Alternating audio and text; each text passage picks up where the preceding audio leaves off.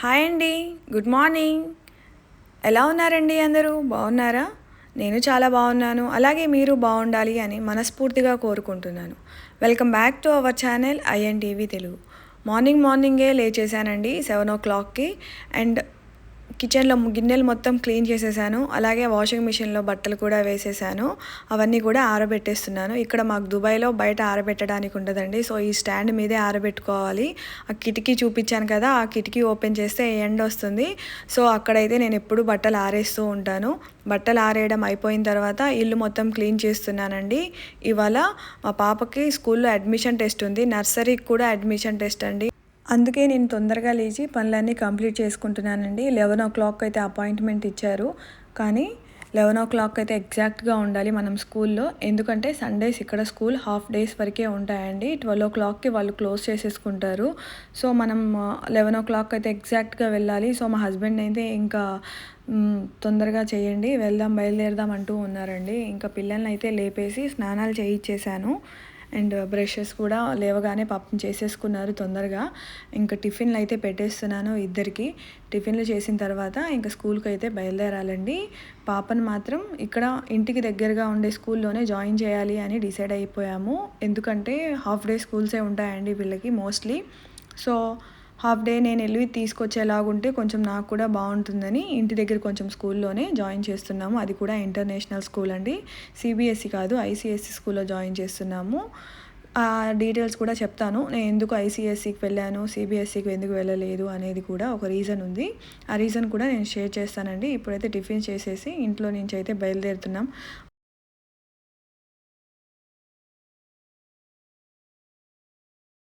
దుబాయ్లో మాత్రం ఎండలు అదరగొట్టేస్తున్నాయండి.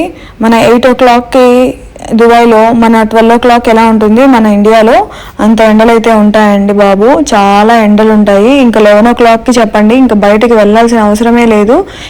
ఒక్క మనిషి కూడా కనిపించరండి రోడ్డు మీద. ఎవ్వరూ కనిపించరు, అందరు ఇళ్ళల్లోనే ఉంటారు. ఆఫ్టర్నూన్ ఈవినింగ్ అయితే కనుక జనాలు బయటకు వస్తారు. అదైతే ట్రూ అండి. కొన్ని వీడియోస్లో చూశాను నేను కూడా. సేమ్ నేను ఎగ్జాక్ట్గా ఎక్స్పీరియన్స్ కూడా అయ్యానండి. కార్లో వెళ్ళే వాళ్ళు తప్పించి ఎవ్వరు నడిచి అయితే వెళ్ళరండి. ఆ టైంలో ఏదో అగ్నిగోళం వచ్చి మన నెత్తి మీద పడుతుంది అన్నట్టు అంత ఎండ అయితే ఉంటుంది. మీరు ఒకసారి చూడండి, బయటకు వెళ్ళినప్పుడు మన కళ్ళు కూడా తెరవలేము, అంత షేడ్ అయితే పడుతూ ఉంటుంది కళ్ళల్లో. ఇంకేం చేయలేము కాబట్టి ఆ రోజైతే ఇంకా తప్పదు, ఇంకా వెళ్ళాల్సిందే కాబట్టి ఇంకా అంబ్రిల్లా తీసుకొని అయితే బయలుదేరామండి. పిల్లల్ని అంబ్రిల్లా అసలు వడదెబ్బ కొట్టేసిద్దండి ఆ ఎండకి వెళ్ళామంటే ఇంకా అలాగా. సో ఇంకా అంబ్రిల్లా అయితే ఖచ్చితంగా ఎవరైనా యూస్ చేస్తారు ఇక్కడ వెళ్ళాలంటే. రోడ్ అయితే క్రాస్ చేసి అటు సైడ్ ఉంటుందండి స్కూల్, ఆపోజిట్ సైడ్లో ఉంటుంది. సో రోడ్ క్రాస్ చేసి వెళ్తున్నాము. చూడండి, కార్లు తప్పించి ఎవ్వరు నడిచినట్టే కనిపించదు మీకు, ఎందుకంటే అంత ఎండలు ఉంటాయండి ఇక్కడ. ఈ ఎండలో ఎవ్వరు తిరగరు, అసలు తిరిగారంటే వాళ్ళు పడిపోతారు. ఇంకా అలా ఉంటాయి ఇక్కడ ఎండలు. 50 degrees పైనే ఉంటాయండి. స్కూల్ వచ్చేసి మా ఇంటికి కొంచెం దగ్గరలోనే ఉంటుంది, వాకబుల్ డిస్టెన్స్లోనే ఉంటుంది. కానీ ఆ ఎండలకి ఏదో ఎక్కడికో చాలా దూరం నడిచి నీరసం వచ్చేసింది అన్నట్టు మేము అసలు స్వెట్ తడిచిపోయామండి. అంత ఎండలు అయితే ఉన్నాయి. మీరు ఇంకా చెప్పుకోండి, ఇంకా నడవలేక నెస్టో షాపింగ్ మాల్లో నుంచి 2 ways ఉంటాయండి నెస్టో షాపింగ్ మాల్కి. అటు సైడ్ వేలో నుంచి వెళ్దాము, ఇటైతే ఏసీ ఉంటుంది కదా అని చెప్పి నెస్టో షాపింగ్ మాల్లో నుంచి అటు సైడ్కి వెళ్తున్నాము. దీని పక్కనేనండి స్కూల్. నా స్కూల్ వచ్చేసి ఇంటర్నేషనల్ స్కూల్ అని చెప్పాను కదా. పాపకి నర్సరీకి కూడా అడ్మిషన్ టెస్ట్ అని చెప్పి అపాయింట్మెంట్ అయితే అలాట్ చేశారండి. 11 o'clockకి రండి సండే అని చెప్పి. ఇక సండే అంటే మనకు కూడా ఫ్రీ ఉంటుంది, మా హస్బెండ్ కూడా ఫ్రీ ఉంటుందని ఓకే అని చెప్పాను. తను చెప్పారు అసెస్మెంట్ ఉంటుంది అని. ఏం అసెస్మెంట్ ఉంటుంది అని అడిగాను. తనైతే చిట్ చాటేనండి, ఏం పెద్దగా ఉండదు అన్నారు. సో నేను ఓకేలే, చిట్ చాటే అంటున్నారు కాబట్టి ఓకేలే అనుకున్నాను. కానీ మా పాపకి రైమ్స్, ఆల్ఫాబెట్స్, నంబర్స్ అవన్నీ వచ్చండి. తను కొంచెం బాగానే చెప్తుంది, డేర్గానే. బర్డ్స్ అవన్నీ బర్డ్స్ వచ్చు, ఫ్రూట్స్ వచ్చు, అన్నీ వచ్చండి. సరేలే, కొంచెం డేర్గానే ఉన్నాము, స్కూల్కి వెళ్ళే వరకు తను హ్యాండిల్ చేస్తుందిలే అని. ఇక్కడ చూడండి, మంతెన అమెరికన్ స్కూల్ ఉంది కదా, ఈ స్కూల్లో అయితే ఫీజెస్ చాలా ఎక్కువ ఉంటాయండి. ఇది మొత్తం స్కూల్ జోన్, స్కూల్ ఏరియా. ఆ స్కూల్ ఏరియాలోనే ఉంటామండి మేము కూడా. సో ఇదేనండి పాప స్కూల్ పేరు వచ్చేసి బ్రిలియంట్ ఇంటర్నేషనల్ ప్రైవేట్ స్కూల్. ఇక్కడ ఇంకా సెక్యూరిటీ ఉంటారు కదా, తనకైతే చూపించాలి మన అపాయింట్మెంట్, అప్పుడే తను లోపలికైతే మనల్ని పంపిస్తారు. ఇదేనండి స్కూల్ అయితే చాలా బాగుంది.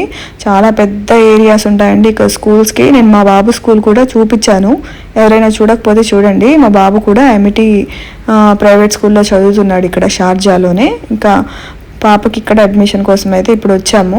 ఇక్కడ రిసెప్షన్లో అయితే ఫస్ట్ వచ్చి ఇక్కడ నేమ్ రాయించాం కదా, నేమ్ అదంతా చెప్తే వాళ్ళ డీటెయిల్స్ ఎక్కడికి వెళ్ళాలో చెప్తున్నారు. ఇది వచ్చేసి ప్రైమరీ సెక్షన్స్ వాళ్ళదంటండి. ప్రీ ప్రైమరీ వచ్చేసి పక్కన బిల్డింగ్ ఉంది, ఆ బిల్డింగ్కి వెళ్ళమని చెప్పారు. సో అక్కడికైతే ఇప్పుడు వెళ్ళిపోవాలి ప్రీ ప్రైమరీ బిల్డింగ్కి.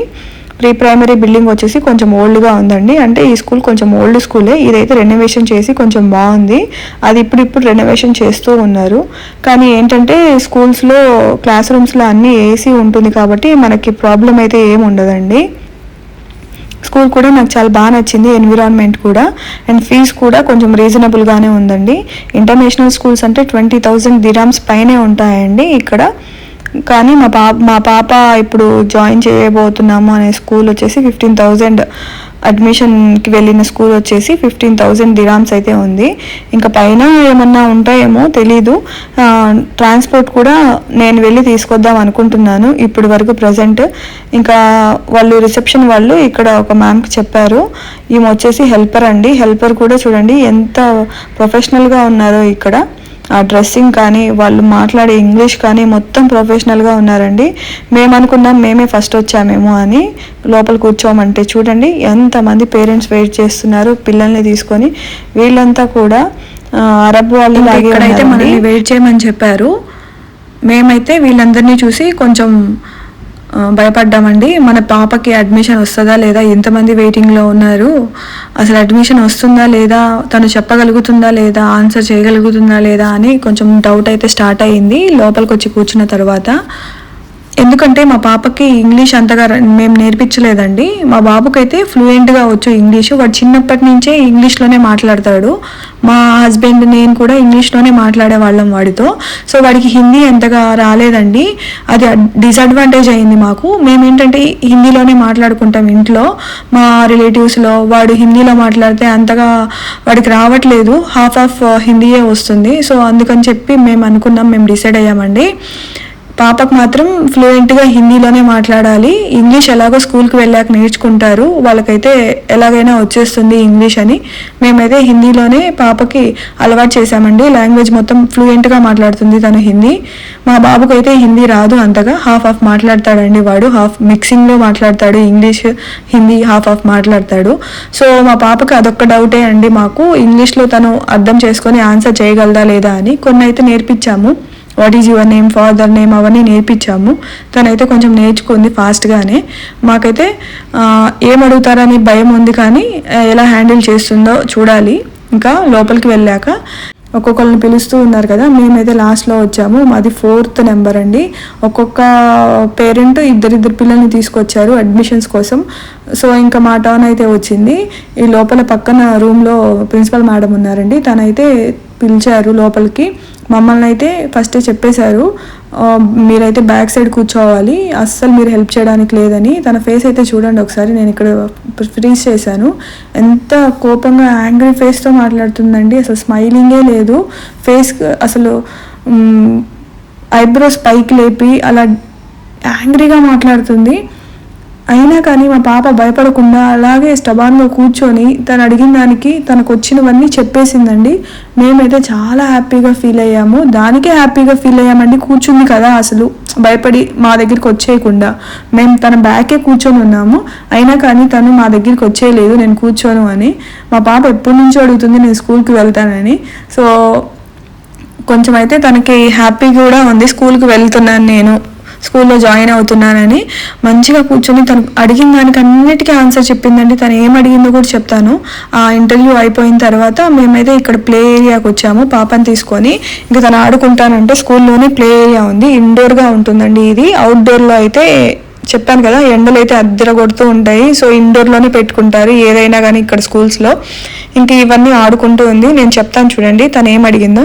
First what is your name అని అడిగింది. తనైతే స్లోగా చెప్పిందండి అమాయరా అని.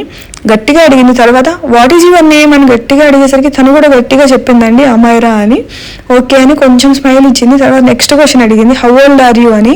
ఆ క్వశ్చన్ అయితే మేము నేర్పించలేదండి, అది అడుగుతారని ఎక్స్పెక్ట్ చేయలేదు, కానీ తను అడిగింది. తనకు రాదు కాబట్టి తను అసలు ఏం ఎక్స్ప్రెషన్ చేంజ్ అవ్వకుండా ఎస్ ఎస్ అంటుందండి. ఎస్ ఎస్ అంటే నాకు ఆ వెంకటేష్ సినిమాలో డైలాగ్ గుర్తొచ్చిందండి, ఆడవారి మాటలకు అర్థాలే లేవులేలో యా యా అంటూ ఉంటాడు కదా వెంకటేష్. తనకు అర్థం కాకపోతే క్వశ్చన్ ప్రతిదానికి ఎస్ అంటుందండి. నేను మా హస్బెండ్ అయితే చాలా నవ్వుకున్నాం దానికైతే. ఏదో ఒకటి చెప్పకుండా, నాకు రాదు అని చెప్పకుండా ఎస్ ఎస్ అని ఏదో ఒకటి ట్రై చేస్తుంది కదా అని అయితే నాకు చాలా బాగా అనిపించింది. తర్వాత వచ్చేసి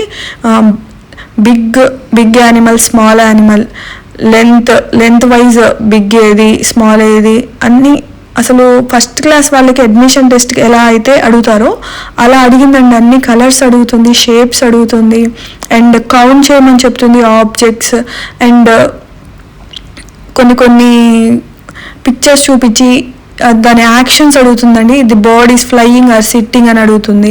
అలా చాలా వరకు అడుగుతుంది. అండ్ ఇంకొకటి కూడా అడిగిందండి. మా పాప అయితే చాలా వరకు చెప్పింది, యానిమల్స్లో కూడా చాలా వరకు చెప్పిందండి. క్యామెల్, జిరాఫ్ అవన్నీ చూపించి బోర్డు మీద ఉన్నాయి, తన దగ్గర ఉన్నాయండి అవన్నీ కూడా. దాంట్లో అడుగుతుంది, తనైతే అన్నీ చెప్పింది, కౌంట్ కూడా చేసింది 1 to 10, అండ్ కలర్స్ కూడా చెప్పింది. షేప్స్ అయితే రావని నేను చెప్పేశాను.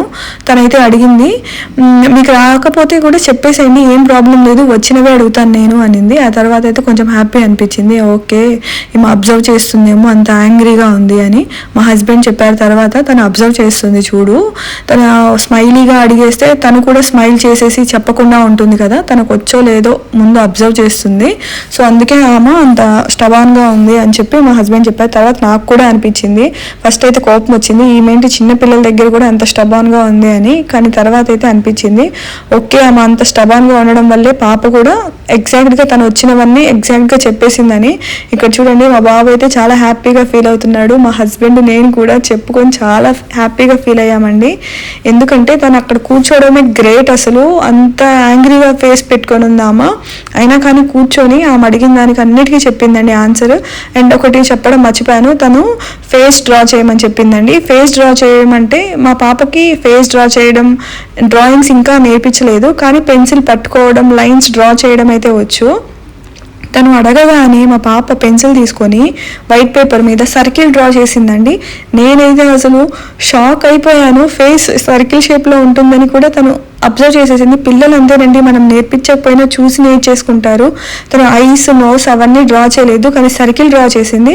ఆమె దానికి కూడా హ్యాపీగా ఫీల్ అయ్యిందండి. అండ్ కలర్స్ చెప్పేటప్పుడు కూడా ఎల్లో కలర్ దగ్గర కొంచెం స్ట్రక్ అయిపోయింది, చెప్పలేదు. తర్వాత చెప్పిందండి బనానా అని చెప్పింది. తను దానికి కూడా హ్యాపీగా ఫీల్ అయింది. Okay okay it's okay correct, banana yellow colour అని. అలా పిల్లలు మనం అనుకుంటాం కానీ చేయగలరా లేదా అని. చిన్నపిల్లలు ఏంటంటే వాళ్ళు చూసే నేర్చుకుంటారండి. మన పేరెంట్స్ దగ్గర కానీ, వాళ్ళ సరౌండింగ్స్లో కానీ, వాళ్ళ కళ్ళ ముందు జరిగే విషయాలన్నీ చూసి వాళ్ళు చాలా ప్రభావితం అవుతారు. సో అందుకని చిన్నపిల్లల ముందు మనం అస్సలు చాలా జాగ్రత్తగా ఉండాలి. ఏదైనా చేసేటప్పుడు కూడా వాళ్ళకి చాలా మంచిగా నేర్పించాలండి. సో ఇంకా చాలా హ్యాపీలో ఉన్నాం మేము. మాకైతే ఆమె సెలెక్టెడ్ అని చెప్పలేదు, సీ యూ సూన్ అనింది, మెయిల్ పంపిస్తామనింది. మాకు ఇంకా డౌట్గానే ఉంది, ఎందుకంటే కొన్ని చెప్పింది, కొన్ని చెప్పలేదు, రానివైతే చెప్పలేదండి. అలా అన్నీ చెప్పిందని కాదు, కొన్ని అయితే వచ్చినవి చెప్పింది. మనకి షేప్స్ అవన్నీ రావని చెప్పాను. కొన్ని యానిమల్స్ కూడా ఫ్రాగ్ అలాంటివి అడిగిందండి, అవి కూడా తనకు రావు, అలాంటివి కూడా చెప్పలేదు. ఇంకా మేమైతే చాలా హ్యాపీగా ఉన్నాము, ఎందుకంటే మా బాబుకి ఫస్ట్ క్లాస్ అడ్మిషన్కి కానీ, సెకండ్ క్లాస్ అడ్మిషన్కి కానీ మేమే ముందు ఒక 1 month నుంచి భయపడిపోయి వాడికి నేర్పించి, అవి నేర్పించి, ఇవి నేర్పించి పంపించి మేమే ఏదో టెస్ట్ రాసినట్టు ఫీల్ అయ్యేవాళ్ళం అండి. కానీ మా పాపకు అయితే అంత టెన్షన్ పడాల్సిన అవసరం లేదనిపించింది. ఇది కాకపోతే ఇంకొంచెం నేర్పిస్తే వేరే స్కూల్లో అయినా వచ్చిద్దిలే అనే డేర్ అయితే వచ్చిందండి. ఇంకా ఆ హ్యాపీ మూమెంట్లో మేమైతే చాలా హ్యాపీగా ఉన్నామండి. సీట్ వచ్చినా రాకపోయినా కానీ తను అలా కూర్చొని చెప్పింది కాబట్టి మేమైతే, మా పాప ఇంకా కూల్ డ్రింక్ అడిగింది, ఐస్ క్రీమ్ అడిగింది, సో ఇప్పిద్దామని నేనైతే నెక్స్ట్కి వచ్చాను. మా ఆయన అయితే అంబ్రిల్లా తీసుకుందాం, ఇంకో అంబ్రిల్లా ఒక్కటే ఉంది కదా, ఇద్దరికి ఒకటే అంబ్రిల్లా అంటే కష్టం అవుతుందని ఇంకో అంబ్రిల్లా తెద్దామని, 5th floor ఉంటుందండి నెక్స్ట్కి, అక్కడికైతే వెళ్ళారు తను. మేము పాపకి ఐసీఎస్సీ సిలబస్లో ఎందుకు జాయిన్ చేస్తున్నామని చెప్పాను కదండి. ఒక రీజన్ ఉంది అని. ఏంటంటే ఆ రీజన్, మా పాప బర్త్డే వచ్చేసి జూలైలో ఉందండి. సిబిఎస్ఈలో వచ్చేసి March date of birth cut off చూస్తున్నారు. సో మా పాప జూలైలో ఉంది కాబట్టి మళ్ళీ 1 year ఆగి రావాల్సి వస్తుందండి నర్సరీలో జాయిన్ చేసుకోవడానికి. ఇక్కడ ఐసీఎస్సీలో వచ్చేసి ఆగస్ట్ వరకు కట్ ఆఫ్ చూస్తున్నారు. మా పాపకి జూలైనే కాబట్టి ఆగస్ట్ మనకు కరెక్ట్గా ఎగ్జాక్ట్గా 3 కంప్లీట్ అయ్యి 4కి అయితే వస్తుందండి ఆగస్ట్కి మా పాప. జూలై 16th మా పాప బర్త్డే. సో అలా అయితే మాకు ఏజ్ డిఫరెన్సెస్ రావట్లేదు, ఎక్కడ టైం అయితే వేస్ట్ అవ్వట్లేదని మేమైతే ఐసీఎస్సీకి చూస్ చేసుకొని వెళ్తున్నాము ఇంటర్నేషనల్కి. ఇద్దరిని ఒకే స్కూల్లో జాయిన్ చేయొచ్చు, కానీ డేట్ ఆఫ్ బర్త్ వల్లే మేము వేరే స్కూల్కి అయితే వెళ్తున్నాము. అదేనండి దానికి ఉన్న రీజన్ వచ్చేసి ఇంటర్నేషనల్ స్కూల్ సెలెక్ట్ చేసుకోవడానికి. ఇక్కడ స్కూల్ ఫీజెస్ కూడా చాలా ఎక్కువ ఉంటాయండి. మనం ఎర్న్ చేసింది కూడా మొత్తం ఫీజెస్కే పోతుంది. ఇక్కడ సంపాదించిందన్న ఫీజెస్కే కట్టాలండి. చాలా ఎక్కువ ఉంటాయి ఫీజెస్. ఇంకా ఇంటర్నేషనల్ స్కూల్స్ అంటే ఇంకా ఎక్కువ ఉంటాయండి. అది కాకుండా ఇక్కడ వీక్కి 4 days ఉంటుందండి స్కూల్. 3 days అయితే హాలిడేస్ ఇచ్చేస్తారు. ఇంకా వీళ్ళు అసలు స్కూల్కి పోతున్నారా ఇంట్లోనే ఉంటున్నారా అనిపించిద్దండి. అలా ఉంటుంది ఇక్కడ ఎడ్యుకేషన్ సిస్టమ్. మనం ఏం చేయలేమండి, అవంతా గవర్నమెంట్ రూల్స్ ఉంటుంది కాబట్టి వాళ్ళని మనం ఫాలో అయిపోవడమే. ఇంతకీ మా పాపకి అడ్మిషన్ వచ్చిందా లేదా అనేది మాత్రం ఇప్పుడు చెప్తానండి.